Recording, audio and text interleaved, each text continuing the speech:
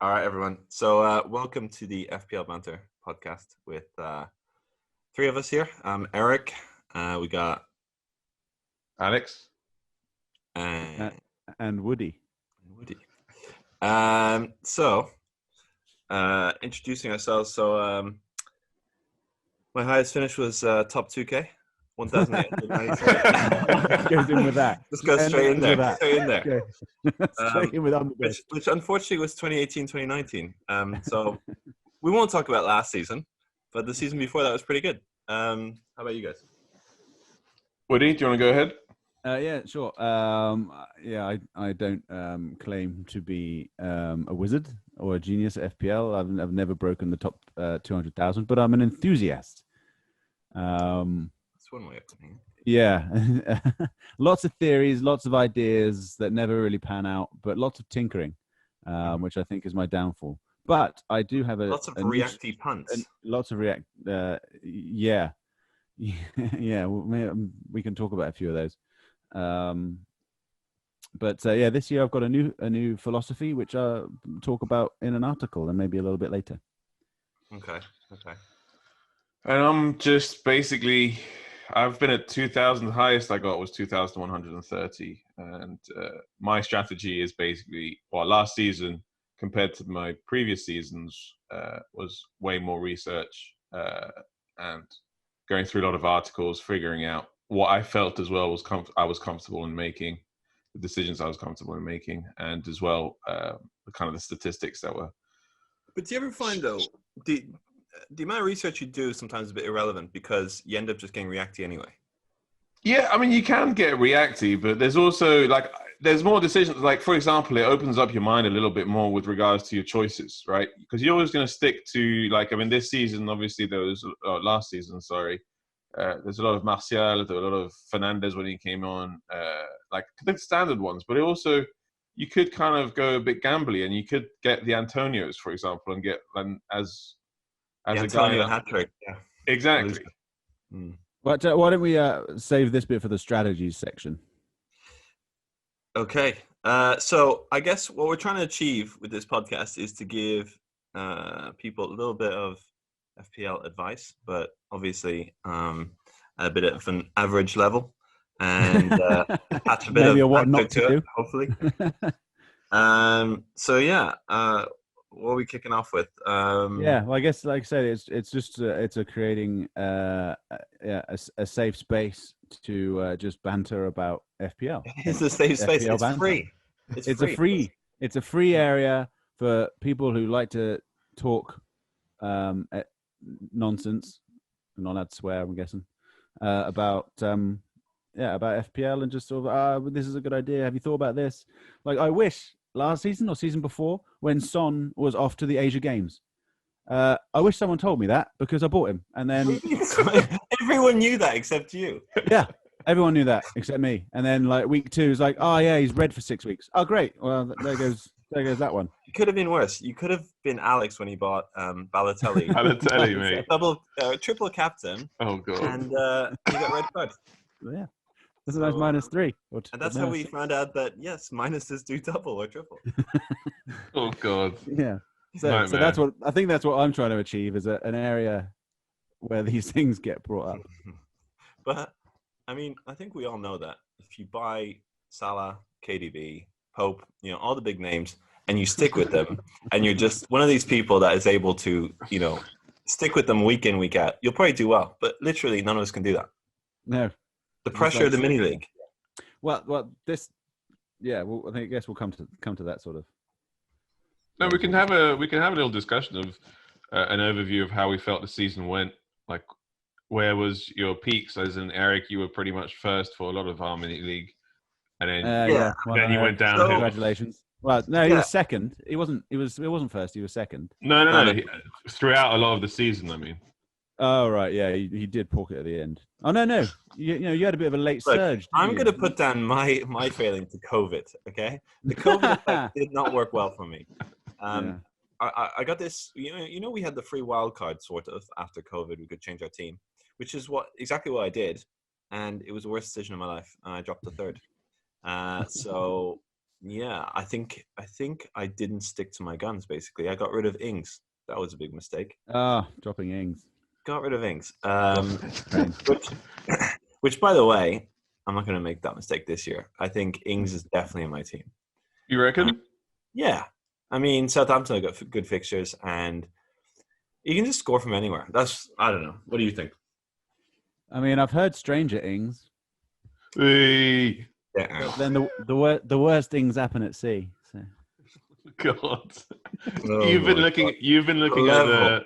You've googled all the fantasy Ings football puns. team names. Yeah. Well, that's Oh a my good God. point, actually. Team names. I mean, you can't. A good team name can take you a long way. I think. What was Um, yours last year? Nando's. Last year, my name was Loftus Cheeky Nando's, yeah. which was okay, but not great. But this year, I'm coming back with a bang with Michelle Aubameyang. So I think I'm back now. Hopefully. But what was yours last year, Alex? It was some rubbish, wasn't it? Just like Swabbers FC or something. No, I don't think it was. I've forgotten what it was, to be honest with you. It wasn't. I get a bit of cold feet. I try and come up with some shitty team names, and then I go back to Google and just find one that I kind of find funny or relatively funny. Is that what happened this season? Because I did think that was quite a good team name. Well, yeah. I don't have the comedic chops to come up with these names. Did you come up with yours? I did. What? No, you didn't. What is it? What's yours this year's? Well, Alex? funnily enough, it's a pun, like you just did as well. Flying without ings. Oh, there you go. There you go. I see. I should write this stuff. I really should. We have another member in our league who's not here today, but his name is Whole Jota Love, which isn't That's bad. good. What's Tals? Yeah, it's no, but Tals it's is definitely quite a big good. upgrade from last season. Yeah. Where his and that let him down because and this just comes back to the fact that I think good team name could take you a long way. It's intimidating for the rest of the league. What's the rationale behind your name, Woody, for this season? It's an in joke, unfortunately, so other people won't get it. Right. But basically, when it gets to the end of a night, we have this saying. I don't know if you've probably you must have come across it, knowing Is it a saying? No. Like it is a saying, and it's basically there's two stages to the end of Eric's night. He gets all upset and stops dancing and stops talking and just like stands in the corner, That's stage one. being mopey Logan. Okay. And then he all of a sudden you look around to find out where Mopey Logan has gone, and he's gone. He's vanishy Logan. He's just disappeared. He's got in a cab and left you. Probably, you know what? It is literally probably with a bill for like half a plate of chicken wings that he said he'd pay for and he didn't. So then he's gone. So stage one is Mopey Logan, and that's then so Neil Mopey Logan. Nice. It's good. It's good. Come from. But I mean, you won't get it if you're not. It's an in joke. So. Everyone's done that. The old vanishy trick where you get out of there. You have to. And then you're sitting on the bus or in a taxi or whatever, and you're just smiling and you're going, got away with it. I mean, I did it once. I didn't even want to leave, but I just did it to you to annoy you. Well, I remember when I did it to you, well, one of the times, I got the ferry, and as it happens, it was the same ferry that you could have taken. And when I was on the ferry, I was counting down the minutes before it left, so I was hoping you wouldn't like catch up with me, but you didn't. Just like come running on, like red faced. It was pulling out, and I was going, yes. Anyway, back to FPL, mate.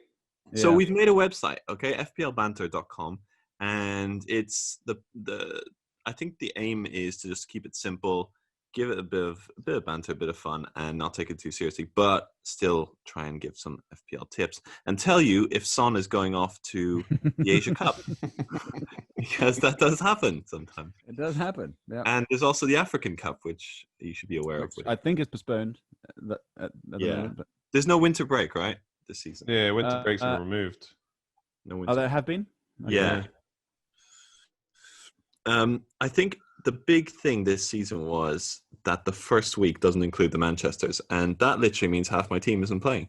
So that's and the Burnleys. That's been a bit of a and so the Burnleys. Most people will have had Pope. Or the Burnleys is only one. But the Villas, I mean, the targets of this world. Maybe Jackie Grealish. Yeah. Or Keenan Davis. You know, everybody who needs a spare striker's got Keenan Davis on the bench. Yeah, exactly. Jack Grealish is a bit of a mystery because he had a great sort of mid-season, beginning to mid, and then he kind of dropped off at the end, didn't he? Yeah. In terms of not a big FPL, that is. I'm not a big fan of Jack Grealish. I know that's contrary. I know there's a lot of talk about him going to Manchester United, but I don't think he's got the quality. Is there He still hasn't. not a chance he might get transferred? He hasn't got. He hasn't got the great Matic quality. Oh, get out. Okay. I don't know. I think it's his lid and his short socks. That whole short sock thing. God! I mean, I'm His sure calves, and his thighs. they're ridiculous. Jesus. They're ridiculous. He's got very tight little shorts, doesn't he? Like very huggy. This wasn't really what I was focusing on, but you know those short socks. There's been a few players in history. In the Lyon team had one of those defenders. Oh yeah, you were complaining about him as well the other day. I was. I'm not a fan of it.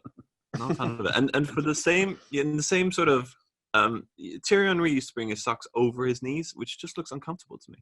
Yeah, it's true. Lukaku, I noticed yesterday does the same. He's an over the knee guy. Is he? Yeah. What were you, Woody? Because I know, for those of you who don't know, Woody was scouted in the Hackney Marshes, and he did trials at Colchester and Norwich. So, if by any chance anyone's listening that was a scout for Colchester and Norwich, I'd like to get confirmation of this. But anyway, yeah. I was an average middle of the lower leg guy. Okay, that's acceptable. Yeah, I wasn't too high, I wasn't too low. Just right. Goldilocks. Goldie socks. Oh, and just quickly, why did you never progress to the professional level? Due to my chronic lack of ability. You were very hoofy. That was one of your traits, hoofiness. Just like, I mean, banging it. I had a few Duncan Ferguson qualities. Just the big lad. Taking us back there. The big lad up front. And at the back. Okay. So what are we thinking for game week 1? Are we going to go through this now, or should we keep it for another podcast? I think game week 1. No, I think we can talk about it in general. Yeah, and then a more precise one. So okay, I guess the general thought is: do you wildcard in game week 2? Do you just go with the team without the big names of Manchester and all that, or what's the thinking? What's Alex's thinking? What is Alex's thinking? To be honest, I think my role in this is I'm not the most research-heavy person. I'm kind of more feelings kind of guy. Like, going on my feelings. So what are you feeling?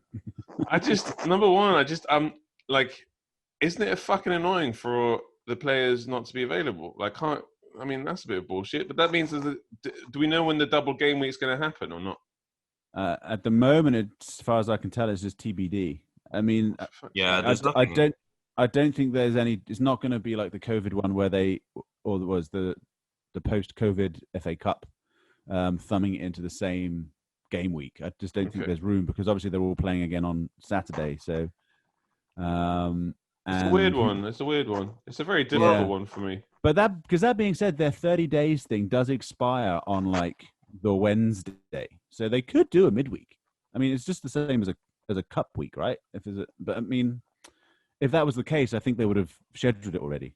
Do you know what? Double game weeks aren't what they used to be. I mean, back in my day, I guess it used to be that you had maybe 2 weeks off with the FA Cup or something, and then there'd be a double game week, and all your big players would play twice. Whereas recently, double game weeks have been, I don't know how you found them, but I found them quite disappointing and rotatey, wasting triple captains. Wouldn't you know all about that?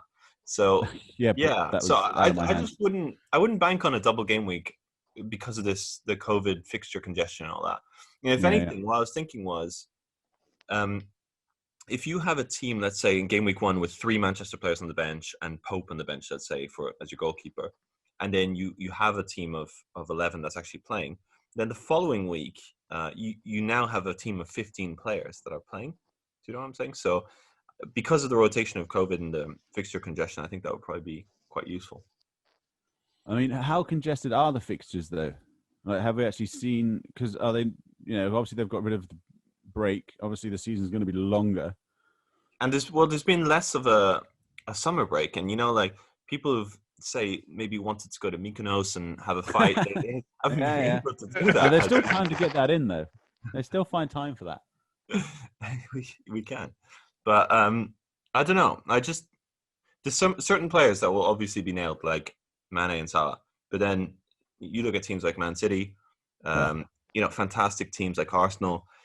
Of course, it's hard to know. It's hard to Fantastic. know. Do you guys know why all the matches post the first ones are all at the same time? Is that going to change, or are they all at 4 p.m.?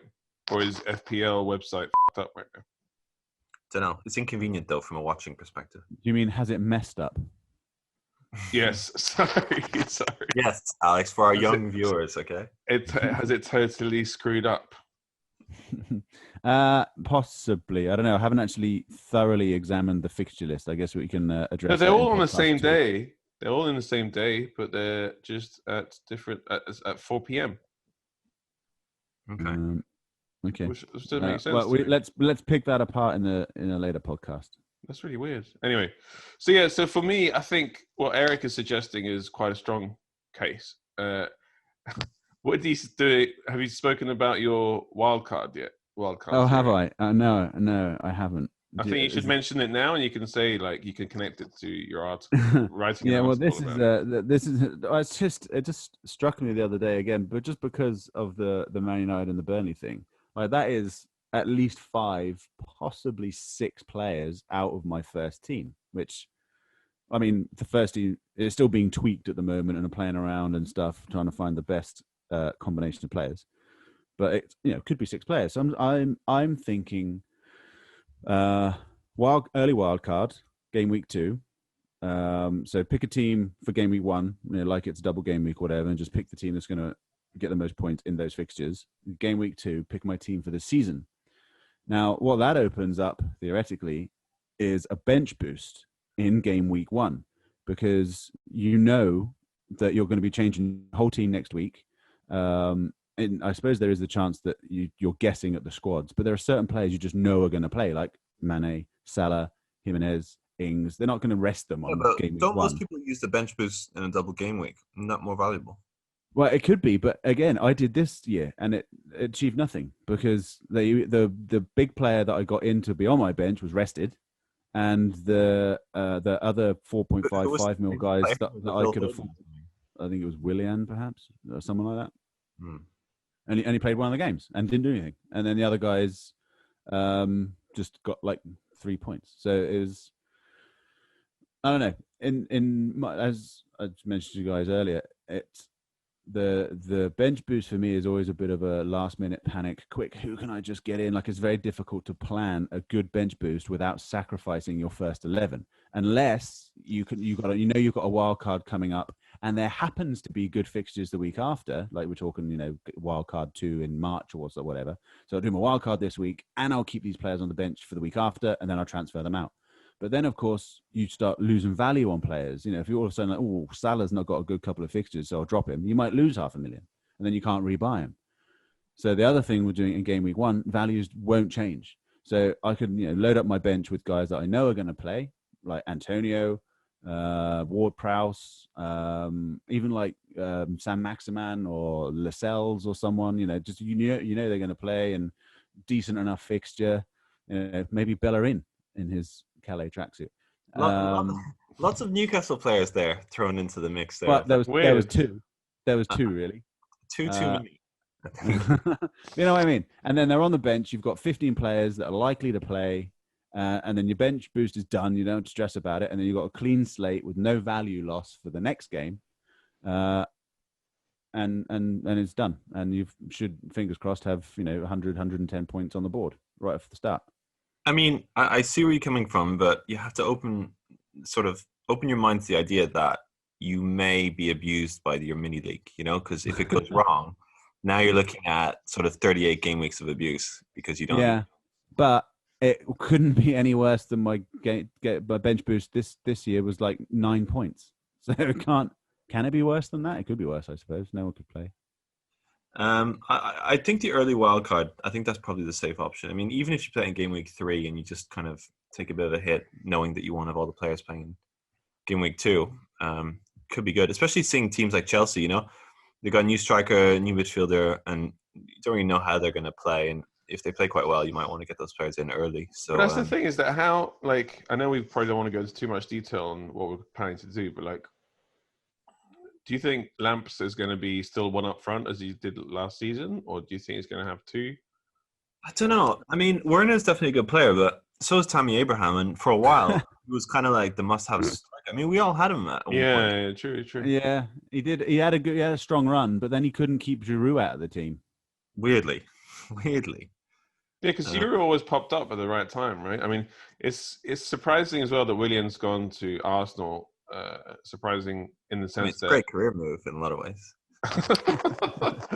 You're never going to hear from him again, I reckon. You know what? We have to stop taking the Chelsea rejects. It just seems to be the way, you know? Oh, but didn't Ashley Cole go the other way? No, yeah. And so did Giroud. I mean, there's loads of players. It's weird because I didn't think that was really a done thing in football, but apparently it is. What do you mean, go to your rivals, like your local rivals, you mean? Yeah, and actually, speaking of which, I found out the other day, Jamie Carragher apparently was born and raised in Everton, and he's an Evertonian, but he played his whole career at Liverpool. I mean, you know, that's a bit weird. Jamie Judas Milner. Exactly. No. Was it Carragher? Carragher, sorry. Carragher. Anyway, so yeah, I don't know. We can talk about that in the articles, but it's going to be an interesting beginning to the season. I think I'm going to go safe. I think just because there's a lot of uncertainty. Yeah, well, because the other thing with that is as well is that City and United have great fixtures in game week 2, so you don't want to be late to the party if they, hanging in. Yeah, so here's another thing that I have a theory that Manchester United are not going to do that well. Even though I'm a Manchester United fan, I don't think they're going to start off that well because watching them play in the Europa League, they just looked exhausted. I know they'll have like 30 days, but I just feel it's gone stale a little bit again. Fernandes obviously helps a lot, but I don't know. I do feel. I know what you mean. Yeah, and Fernandes in particular looks a little flat. Like he played every single game in the run. This is taking us back to fixture congestion. That's what I mean. They haven't had much time off, and now they're straight back into it with sort of games every week, right? Yeah, and I think Fernandes is good, but if you look at the City team, you've got De Bruyne, you've got Sterling. I mean, as much as I'm not a big fan of Jesus, but I mean he shows up occasionally. He's not consistent, but he shows up. Manchester United, really, Fernandes carries a lot of those players, and I think he carried a lot of the resurgence that allowed us to be now in the Champions League. But I'm not sure if Marcel is playing well. Like Marcel is playing well as well, but I just don't know. I don't know. For me on my end, I'm gonna be looking more at City players because I just feel they're gonna give me more of a reward. I feel anyway than Manchester United, especially at the beginning. I don't know. I'm obviously there's a high potential, high risk of me being wrong. Yeah, I think you've definitely got to have at least one of them. Like I think Rashi may be overpriced, but it'd be interesting because he's a midfielder now, right? So that's the thing. He is a midfielder, so that could be another 30 points in terms of clean sheets and the extra goal scored points. But yeah, but 9.5. But Greenwood at 7.5 in a midfielder as well. Damn, he's gone up. I mean, he was at 4.5, wasn't he? But he was never going to be 4. I mean, he was just. And he's always going to cost you something this year. But I mean, again, we can do this in. I'd quite like to do this in an article or maybe another podcast. We'll do it. Yeah, I think we'll do an article and a podcast about it. Because there's something about certain players that joined halfway through the year or players that only played post-COVID, like the youngsters like Foden and Greenwood. If you look at their points per minute played, it's fucking huge. Like if they carried on at the rate they were after they joined, they'd get over 300 for the season. Obviously, they hit a run of form, but it's just interesting when you look at it in that sense. Like not their totals, but their rate of scoring points. It was actually incredible, and I swore, so we're going to have to edit that. I think he is fine. What are we thinking? Okay, who's going to have the breakthrough season here between Adama and Seaman? Okay, I want to know the answer to that question because both these players have got very similar qualities, but it's the end product that's lacking a lot of the time. If Newcastle don't buy a striker, then nothing's going to happen. It's going to be the same grind as this year. Wasn't there talk about Messi gone there? And they decided. Well, apparently the door has not been closed, or the door remains open for the takeover still to go ahead. Oh, really?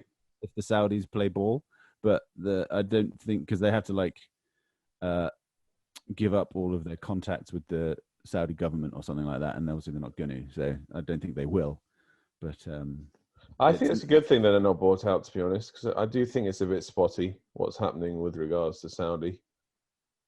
Probably don't. Have you just sort of changing the conversation a little bit? Have you guys considered the fact that winning the Premier League twice is quite a difficult thing to achieve? And so, with that in mind, that Liverpool might not be as good this season, or that everyone is playing to beat them because they're the champions. So it might be a bit of an upset when you think that you've got players like Trent and Mane and Salah that are sort of bankers that now suddenly might not have as good a season. whereas in you think that the Liverpool players might be like, we're champions. We won the Champions League last year as well. Like, we're done. Well, statistically speaking, it's very hard to win the Premier League twice. And yeah, I think it does modify your mentality and your psychology towards it a little bit because you've already won it, right? So yeah, but that's one thing. Like, what are Southampton's odds of winning the league?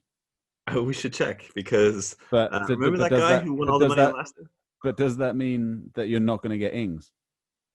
No, but we're talking about two different things here. I'm just saying Liverpool might not be as good as we all expect them to be. That's all. I mean, it's a consideration. It's a massive consideration. What do you like? Last season, Robertson was way ahead of. Was way below. Alexander Trent Arnold was way ahead of Robertson. What do you put that down? Trent Arnold. You are not qualified to be on this podcast. Trent Alexander Arnold, whatever. TAA, whatever. It's safe. Yeah. But why do you think that is? Is it just because TAA was just way better, or set pieces? TAA is on set pieces, so he got a lot more goals for one. They play down the right more, I think, as well. I mean, Robertson's a great player. I could see him doing as well as TAA this two seasons ago, Robbo was the main man. Yeah, you had to have Robbo in your team. No, exactly. That's what's quite 5 million or something. But do you think that what happens in FPL, like either points and stuff, reflects the strategies that the managers are using? Not saying that not saying that they're looking at FPL stuff to make decisions. I'm just saying, are they connected? Like, is Klopp telling Trent Alexander-Arnold to just get out there on the right? Listen, Alex. Alex Trent Arnold. I'm sorry. Listen, Alex sounds better than listen, Trent. You know what I mean? You know what I mean? Like, I've never really fully appreciated his first name as Trent. Ridiculous. So I guess these are all going to be things we'll talk about over the next few weeks. But yeah, I think hopefully the idea of the podcast is clear now. Where yeah, I hope so. We'll be discussing the big names like Alex Trent Arnold and playing your bench boost in game week 1. Exactly. It's going to win you the league. So this is why we don't win. Exactly. Okay, so the next podcast should be about game week 1 and about what we're planning. We'll get our team of the week up on the website as soon as we decide on it. So it's not there yet, but check it out. And I think Alex is going to take us through the promoted teams. Alex is going to do that, yeah. Yeah, as well. I could do a little. I look forward to that article. I do too. Yeah. I want to know if Mitrovic is the man to have. I mean, like, there's so much for me to read up about it because I literally have no idea. Fulham, obviously some established ones, but yeah. So maybe Alex is not the man to go to. Yeah. So, Woody, promoted teams. Okay. Let's all have a look. We'll come together and have a discussion. And what do we do on each? There's 3 of us, 3 of them. Yeah, but then we'll kind of be in competition with each other, I think. So why don't we just let's leave it with Alex. I think he's confident. He's gonna produce something good. Yeah, no, I'll be fine. It might be good for someone with fresh eyes to look at it. Like, we might be biased because I remember Hal Robson-Kanu from days of yore. Robson-Kanu is back. I might not give him I might not give him the same credit as Alex might. Yeah, that's true. And all those names: Le Marchand, Mitrovic, Hegazi. Oh, he was the man. 4.5. The 4.5 rock. He'll be 5.2 by the end of the season. There's no way you can have that, man. He's. You're right. Okay. First game of the season, he is going to score a header from a corner against Leicester. He loves a header. He loves a header. I'm putting it out there right now. Okay. Right. And last thing is share the podcast if you can. Pass it on. Yeah. All right. That's it. Well, thanks for checking in and see you next week. Thanks, guys. Bye.